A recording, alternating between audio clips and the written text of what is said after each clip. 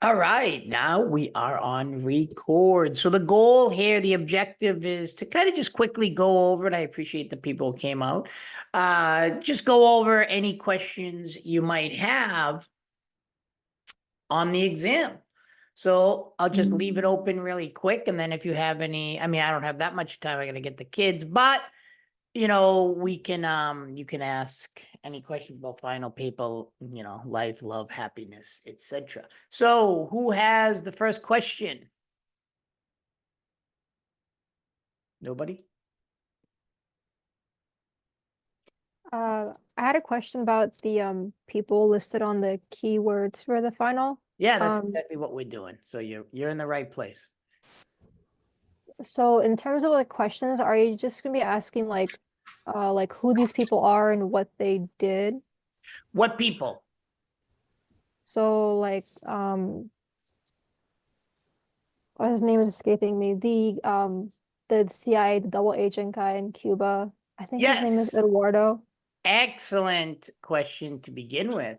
Thanks for coming out and asking that. He is definitely on there because it really does show the problem with intelligence, generally speaking. Remember, this isn't just the United States, and you can do your paper on any region of the world. It doesn't have to be US Central. So, I mean, who was he and what did he represent? I mean, a double agent who used the CIA for Cuba. See, one of the problems that people don't understand in the world is that people actually like their country, right? Whether it's the United States, Russia, Cuba, etc. And in a lot of ways, they said, oh, this guy was educated in the United States, Eduardo Sagado, and he will be a spy for us. But little did they know that he was actually giving information to the Cubans. So when you do national security, you got to really watch out for that stuff. Like we could have, say, quote unquote, Russian spies spying on us and giving us information about the incursions in the Ukraine, but do we know that that's legitimate information, or are they a double agent? And that's very, very important. There's a lot of these people around.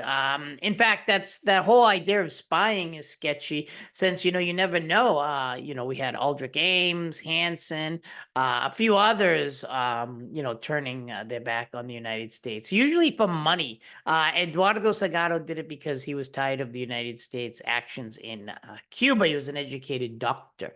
Excellent question. The other names on there, specifically, Edward Bernays in Guatemala. I'm not sure if I put that up, but that is on the quiz, on the midterm. So, midterm final, is about propaganda. How he, created propaganda for Guatemala as this communist hub, etc. Just like I gotta admit some people, just like say Putin would say, "Oh, Ukraine is run by Nazis," right? That's the goal of it.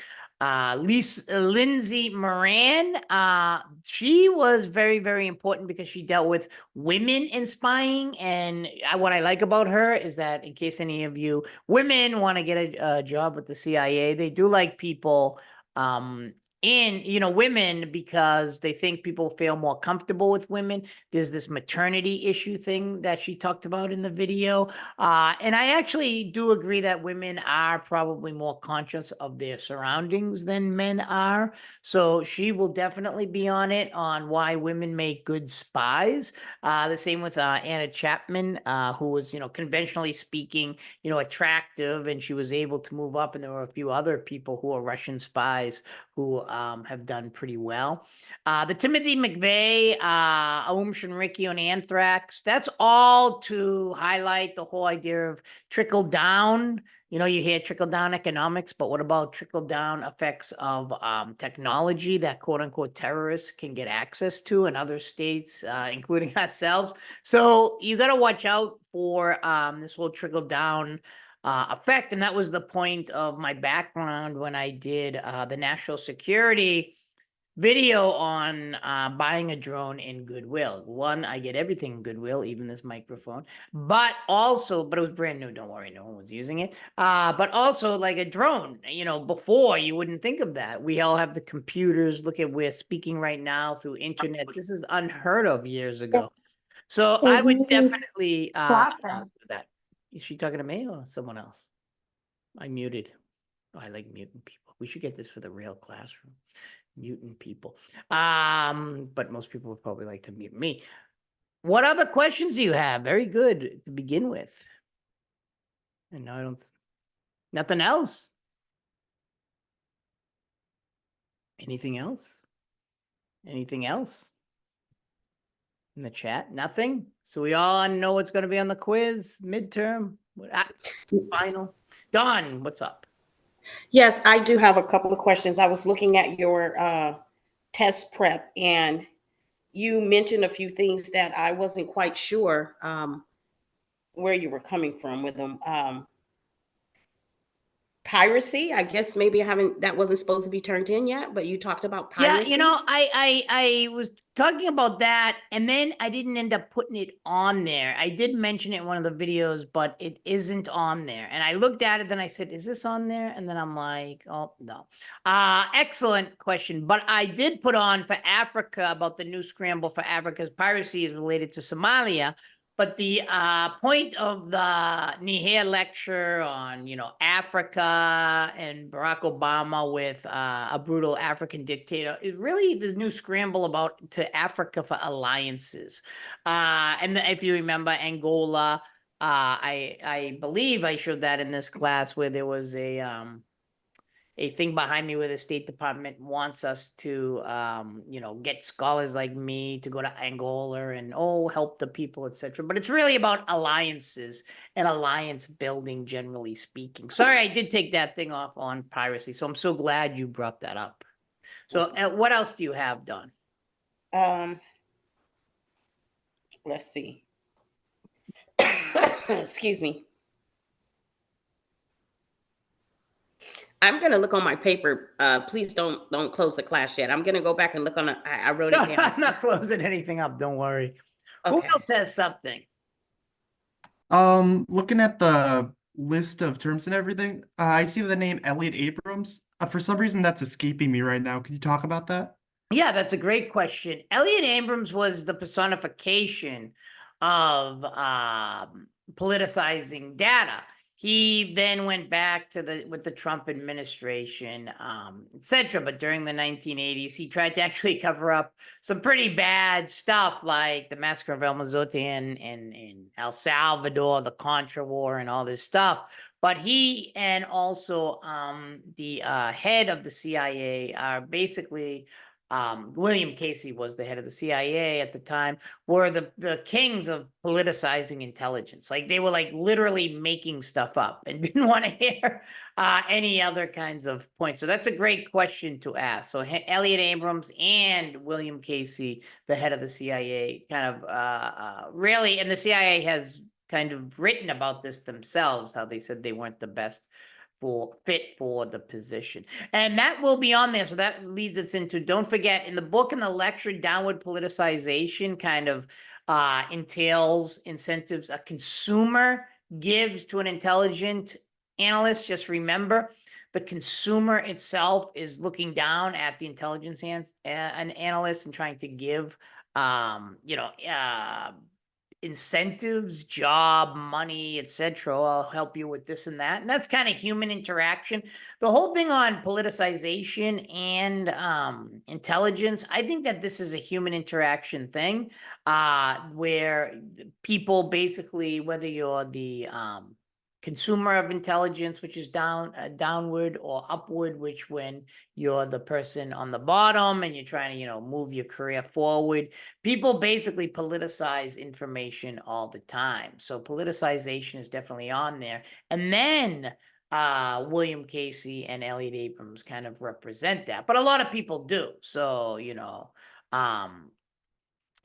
basically that upward is when the analyst, him or herself, aims to please the consumer, the policymaker, generally speaking. And this happens a lot. This isn't just in intelligence. This is generally speaking. Good point. What else do we got? Will climate refugee, Well, I didn't end up putting on poor climate refugees, and I love climate refugees, but that is not on the test. That's a very good question. The goodwill, national security represented obviously the trickle down effect. Remember on the ground knowledge I talked about, if you did peruse those PDF files that, I didn't want you to buy the book. It's getting a little dated and it's a little expensive, the newer editions. You know how people are. We're going to make these textbooks as expensive as possible, so I don't make you buy a book for the class, but it is interesting, the on the ground knowledge in national security. That just represents what Lowenthal talks about, like more language skills, cultural understanding, living abroad. That's why I was solicited by the CIA, because I lived so long in Nicaragua that they were very interested in kind of understanding how everything is going there. Not that I'm special or more intelligent. It's just that, you have those on the ground skills that they want. And Edward Bernays in Guatemala, like I said, is a different skill, creating propaganda for any government. Every government needs a good propagandist. So that's a good question. What else do we got? Anything? On the Oh, I'm sorry, Quincy. Oh, Quincy's here. Go ahead. on the list you include like Sandino, which is that, are you just referring to like the ontology and like the Yeah, intersubjective exactly, as you've had me too many times now. Yeah, that's, Sandino, Dora Maria Diaz, all these ideas. What is terrorism? What does this represent? And someone asked about Vietnam, and that's kind of in one of the same questions. The question becomes, do we know when we intervene what we're getting into? So like, Vietnam and Sandino is that power is ambiguous, right? The idea that we can just go in and defeat Sandino in Nicaragua, they lost. The U.S. government lost in Nicaragua. A lot of people don't know. And more salient, we lost in Vietnam. Why? Power is somewhat ambiguous, according to Morgenthau. And I do that in my 160. I do it here. Is that to understand power isn't just about tanks, military might, etc., which is important. I mean, obviously, you want to be industrialized. But at the same time, the question becomes, what are other types of power? National will in a country. Do you even know this land you're going into? Both Nicaragua and Vietnam were rough terrain for the U.S. government. So when they tried to root out certain guerrilla movements, they failed miserably. Vietnam, they did have a lot of wins in the battle. We even won, people forget, the Tet Offensive, but I'm seeing it from a U.S. perspective. But at the same time, these were very costly battles, and the United States just wasn't up for the task to stay there for like 20 years in Vietnam. They had all those tunnels and stuff. It's absolutely pretty amazing. So in that case, it would be power is ambiguous, and it also fits into the idea, what is a terrorist, like Dora Maria Diaz, etc. Make sure you understand the countries you're going to invade, and that goes for anyone. Che Guevara in Bolivia, Russia and Ukraine. Although I think Russia's a little more prepared, and please disagree, to go in it for the long term. I saw that in Chechnya, being a little older than you people, is that you saw in Chechnya, there were like 4 or 5 wars going, just consistently. And Russia finally rooted out the guerrillas, and obviously, I mean, a draconian way, but they were in it for the long haul. So we have to see what's going to happen with the Ukraine. What else? Good question. Oh, someone else had here. Yeah, not cumulative. This way too much information. This is from the last the midterm to the final. I've never seen you, Porter, someone not to speak. All right. What else? Nothing else? Let's take a look. What about current and crisis-driven intelligence often fails to address other issues with long-term consequences? Remember, one of the biggest problems of current and crisis, it's a little like the whole collection swarm that Lowenthal talks about in the book. If you did read the supplemental research, it's a pretty interesting book, Lowenthal. I don't have a copy here to show you, but it is a good book. I was just hesitant to make people buy it.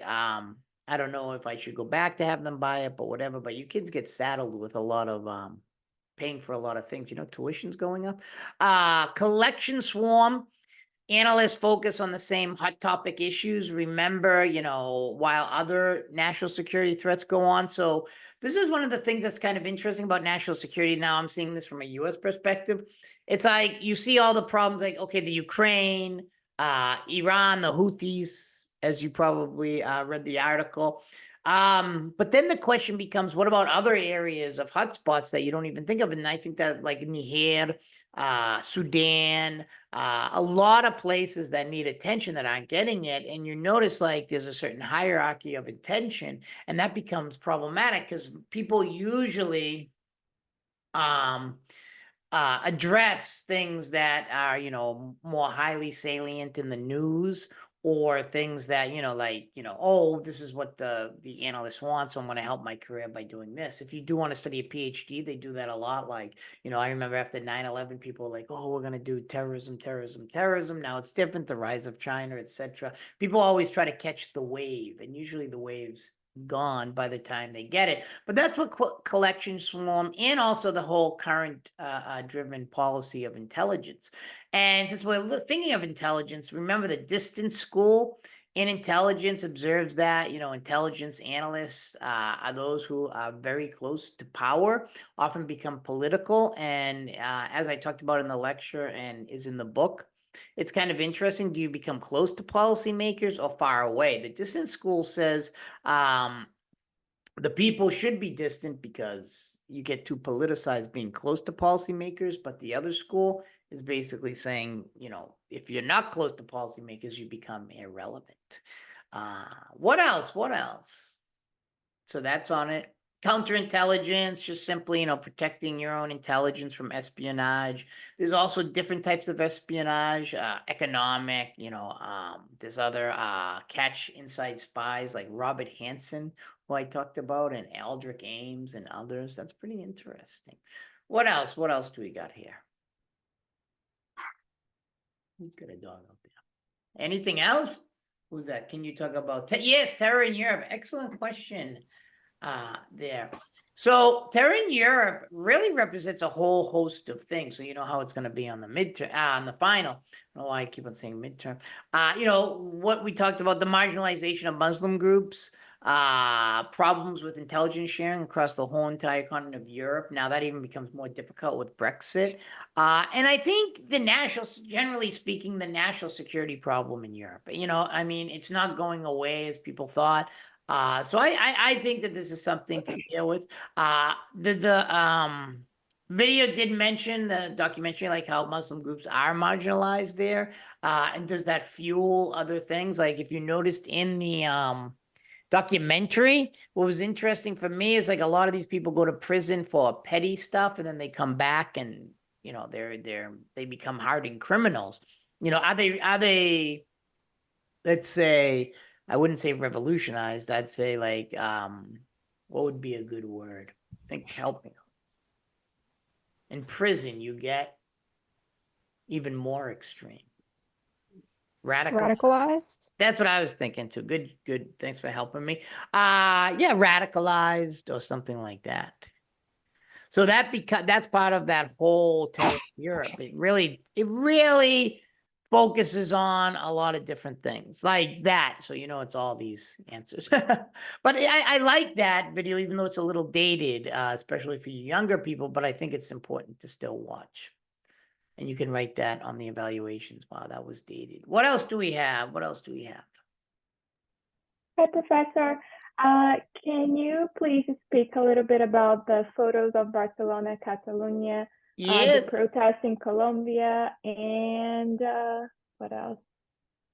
Just, you know, the protests in Colombia and the I don't think I student put protests. down the protests of Colombia. I think that video is more about incorporating. That's actually what I have here in back me. These are all products that I visited by the FARC, a guerrilla group that said, you know, we need to, you know, do something else. You know, and in my political violence, I don't know if anyone's taking it, it's full. So like then we go to beyond that, where it's like all these FARC members, why do they go back? So that video on Colombia was about incorporating people back into society after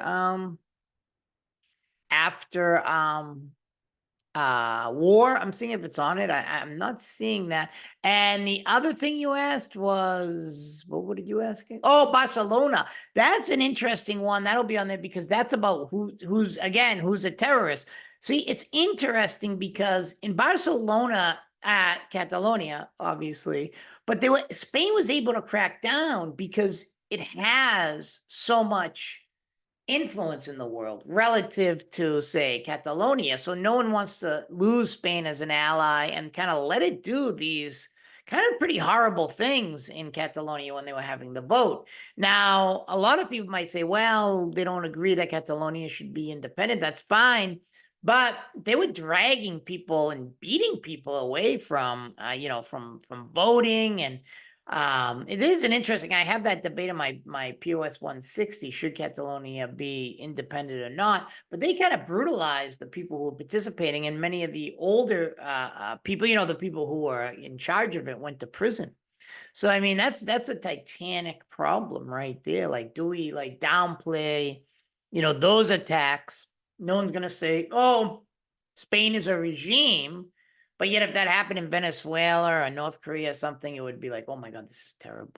You know what I mean? It's like we have the tendency to downplay human rights abuses in ally countries and then overplay them in quote unquote enemy countries. Good question. What else? What else didn't we talk about? Dora Maria Diaz, Terra in Europe, Elliot Abrams.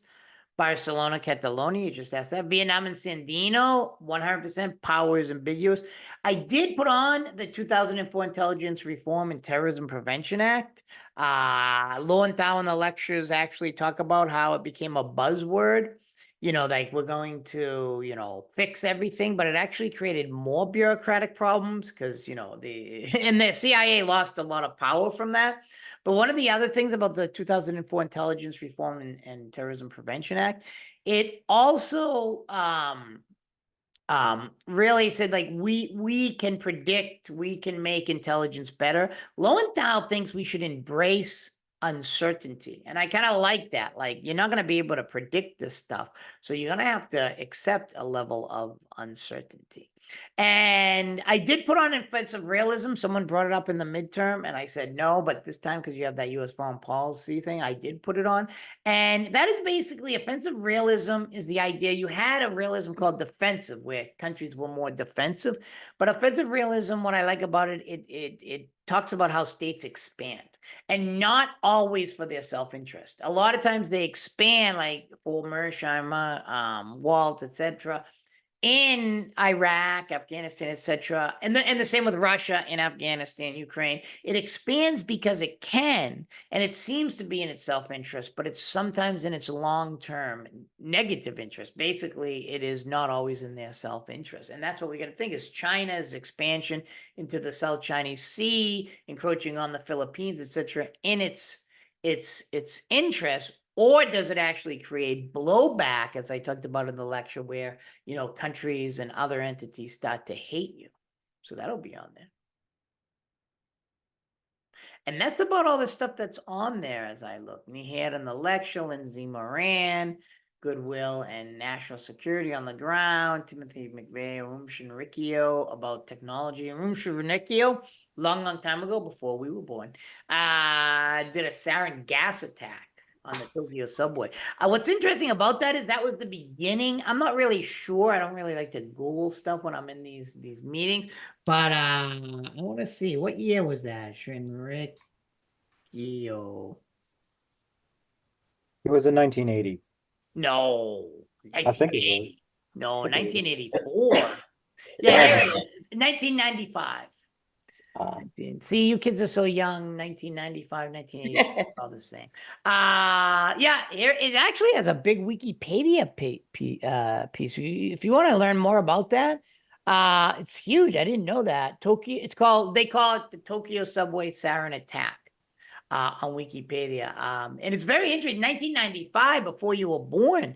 Think about that. That's pretty interesting. So they had access to this kind of chemical gas, whatever sarin is, even if I'm pronouncing it correctly, that's not my area of expertise, biological warfare. But I mean, it is pretty interesting. 14 people died, over 1,000 injured. And there was only 10, according to Wikipedia, 10 participants. You know, that's interesting that with our technology, I love technology. I'm not with the that guy that was blowing everything up. What was his name again? Who was blowing everything up? He had a degree from Harvard. Ted Kaczynski. Yeah, Ted Kaczynski, I remember that. I love technology, but this is a negative externality of technology. It says here there were only 10 participants, and they were able to kill 14 and injure over 1,000. You know, I mean, that's a pretty intense attack for 1995, and this is before you know, the mass shootings and stuff like that. So this becomes problematic for in my opinion, for technology, although I love technology. We wouldn't be here without it. Uh-huh. Anything else on this? Okay, Yes, good. it's a little bit off of the subject, but I was wanted to ask a question about your research class that you're doing next. Could you address that a little bit, please? Yeah, really quick. So I teach statistics and other things. This is a class, unfortunately, some people have emailed about it, that they wanted to start only for online students to get them experience in research. So we're doing some research related to national security in different areas. And we learn our studio, I don't know, Porter, aren't you in there? With our studio, so we start doing a lot of stuff that's related to national security. So you're learning. It's one thing that's good about it is you'll be able to get a really good letter of recommendation because you're actually helping the professor do research, and you're learning. Our studio, they're free. The class isn't free, as you know, you pay tuition, but the statistic environment is completely free. It's ours, the statistical environment. Our studio is the user-friendly interface, and you kind of learn the coding and all that stuff, and it's all related to national security issues. So it's like you're helping doing research. Oh, okay, this is a more sophisticated way. If you're in national security, you want to know, you know, why maybe wars last longer than other wars, what to do with guerrilla warfare. It goes into a broad range of different subjects. It's the first time teaching it, so, you know, I use the guerrilla war data set of Colombia, but we're going to be doing a lot more other things. So it eases you into kind of the research of national security with what we call large N data set. Thank you. But the best thing about it, if someone does take it, it's already got 10, and I mean, they say that's fine. Is that, so I'm not trying to get people to take it. If you want to take it, take it. You can really strengthen your letter of rec, because if you take one of those classes and you're helping a professor do research and you're learning this stuff, you can really get a great letter of recommendation. And this is through the online and class, where they're trying to get students who are just online into doing more research, getting better letters of recommendation, things like that, more included in the university, that a lot of times they feel the online in-class group who can take online in-class are getting. So this is kind of one of the ways. Good question. And it is upper level. And it doesn't have midterms or anything, so it would be an easy, to be honest with you. I mean, as long as you're just keeping up, that's what they want. Sorry, Chance. No, you're good. You're good. I just had a question. It's sort of off topic from the final as well. I was just wondering, in the context of this class with national security, do you have any examples or thoughts on countries can handle on the cybersecurity issues that progress more into technology? Okay, so you're kind of I'm losing you a little there when you were speaking, but if I'll just paraphrase it, you want to do something on cybersecurity for the final paper? No, I was actually just wondering if you have any thoughts or examples on how nations are able to combat the cybersecurity issues that come with development. Oh, cyber warfare. Yes, but also like within the context of national as well. So like there was an oil pipeline attack on the east back. Right. I could go on for a long time about these things.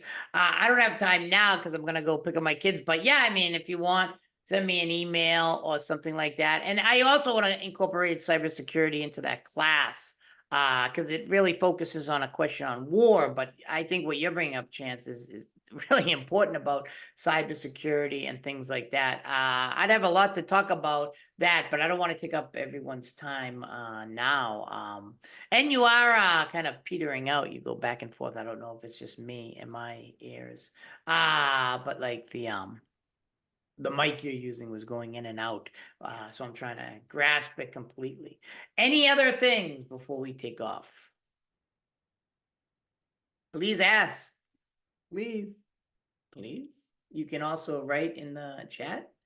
So you understand the midterm. No questions on that? I went over everything. Edward Bernays, Nihir, that lecture, offensive realism. Oh, and watch the unless you've had me before and you've watched it a dozen times, that one where I interview the law student. That is really good. She gives like really good advice, not even if you don't want to go to law school.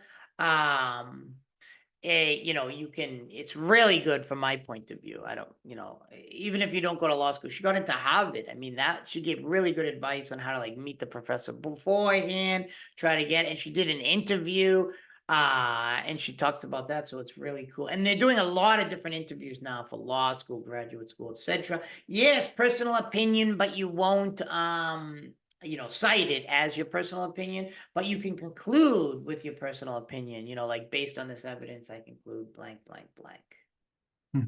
Regarding terror in Europe, which module was that in again? Let me see.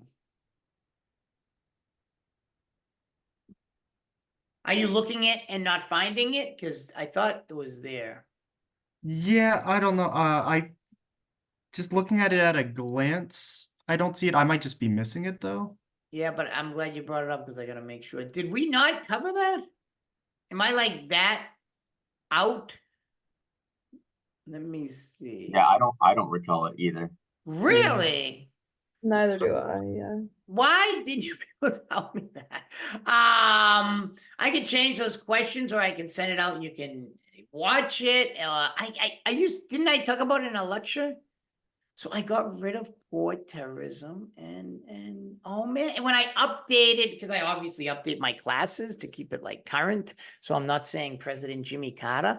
I won't get rid of those questions. There's only one.